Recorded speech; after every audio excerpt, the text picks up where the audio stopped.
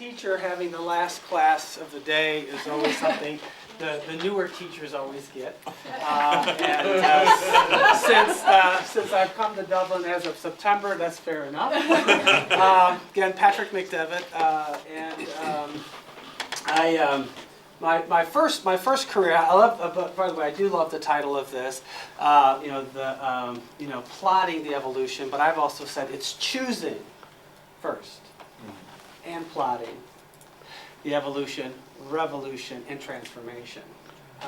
I do think we live in a very interesting time, an exciting time in our world, because I think there's tons of opportunity for transformation, for a new worldview, and that always gives me energy.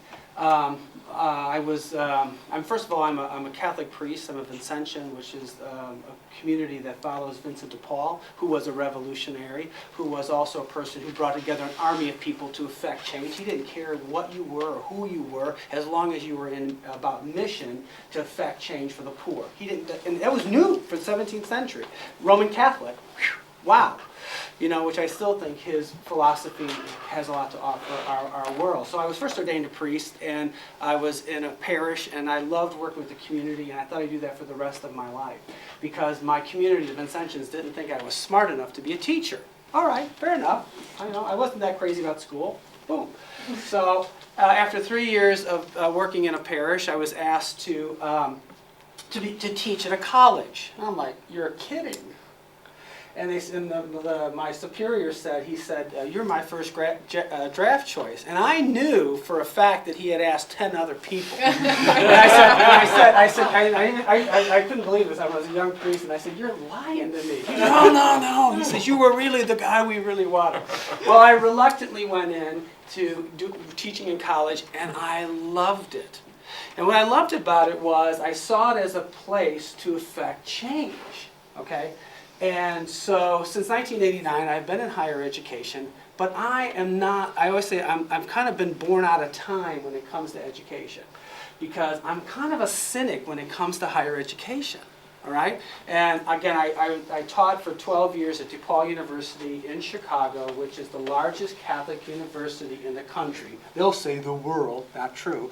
But it was, I enjoyed both teaching students, and I saw the change. And so how I got here, all things are possible. I found myself in a very comfortable place. I got tenure, which it could be death for many educators. I got tenure, and I was restless. And I thought, because again, I really do think it's about making systemic change. So All Hallows is a Vincentian college. It has a network of Vincentian schools throughout the world. They were looking for a new president. The Irish Vincentian priests are much older than the ones in the United States. Not that much, 4 or 5 years older as an average. They also, for the first time, opened the search to people other than priests, which DePaul University has been doing that probably for the last 2 presidents, which I thought was very attractive, because it's not about being a priest, but it is about somebody who can do the charism. So that's how I got here. Now, I was asked during my interview, why would you come to this college, which is a small college, which has tons of financial problems, and higher education has issues here in Ireland? And I said, I love the challenge because I see opportunity. And so I had visited All Hallows many times over the years, because I would come here for holiday and I'd stay there because it's a nice place to stay. But before my interview, I walked the whole place. And it has so much potential. Yes, it has lots of challenges. And one of the colleagues there had no idea that I was interviewing for the position. And he came up to me and he said, you're looking like you're walking the farm. And I said, yeah. But it was one of those places and those moments where I saw potential. And I've been there since September. And it's been fun to do.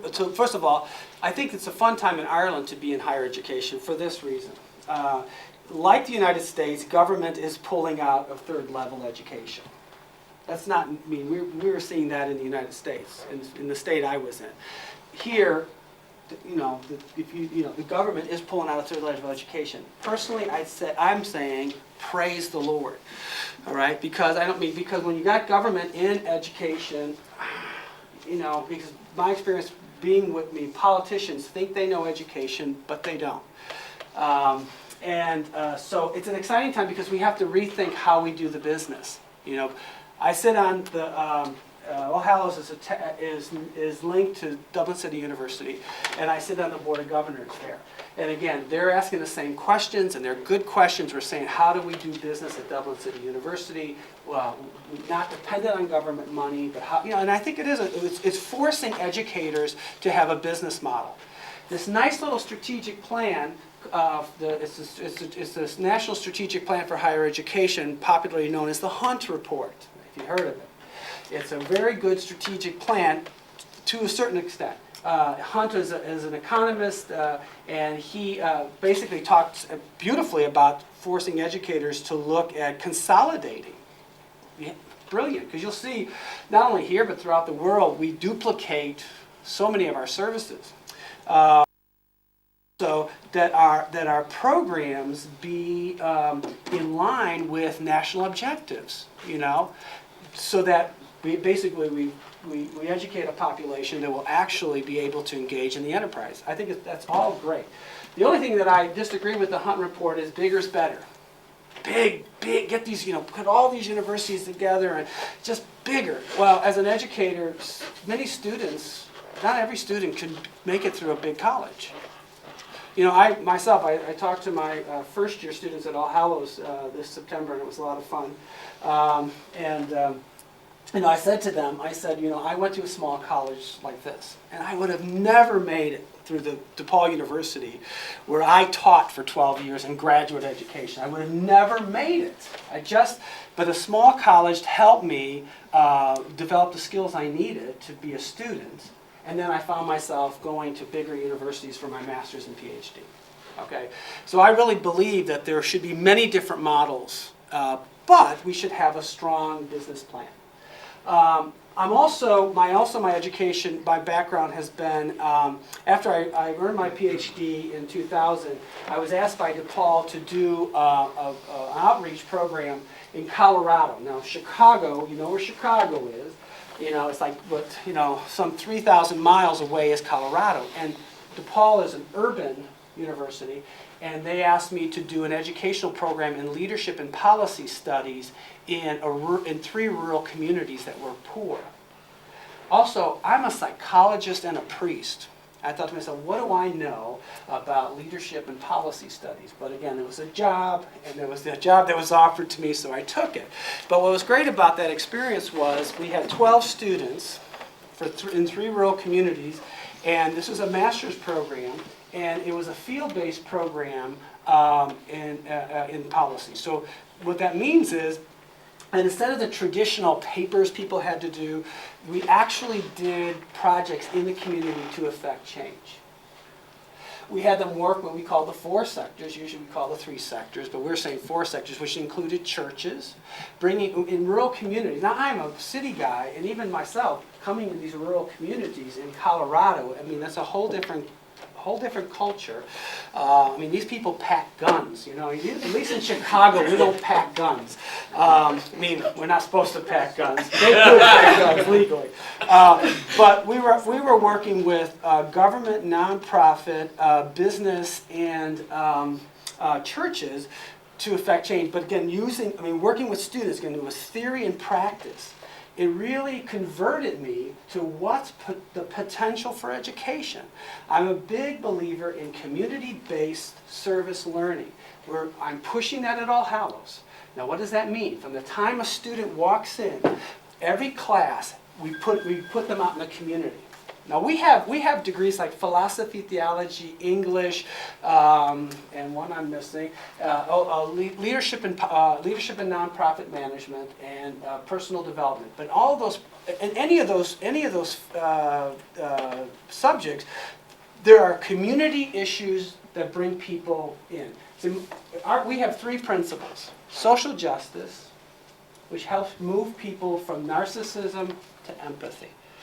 And how do you do that? Vincent de Paul put people among the poor. You sit among the poor and you just go, wow. You know, so you take an 18-year-old and just bring them into the community. Have them smell poverty. They're going to move. I mean, you know, move out from narcissism to empathy. Every time somebody opens a book, we enter another person's world. The only way you can enter another person's world is you have empathy. That's the only way you can do it. And how can you network if you don't know how to enter another person's world? So social justice. Vincent de Paul says that's awakening the heart. You got to have a heart. But Vincent Paul would say, that's not enough. You got a lot of people walking around with nice hearts, but they don't do anything. Vincent de Paul would say service, and service is a skill. We believe at All Hallows, if you put people in extreme situations in the community, in their learning, and learn how to serve people who are most disadvantaged, you can serve anybody. I was trained as a psychologist, and my supervisor put me in a locked adolescent unit for 1 year, as a professional, not a thing. A locked adolescent unit, and said, you're going to learn how to deal with people because these are the craziest of the crazies.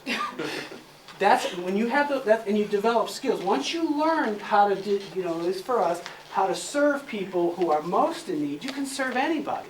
But Vincent de Paul would say that's not enough. Social justice, having a heart's not enough. Just doing service is not enough. It's transformative leadership. To change the systems that keep people poor. Change systems that are oppressive. Change systems that don't work. Know how to be an agent of change. And so what we're doing at All Hallows, again, we're saying we want a community-based service learning curriculum. We're also looking at behavioral dispositions, so we can say, what does it mean to have a social justice heart?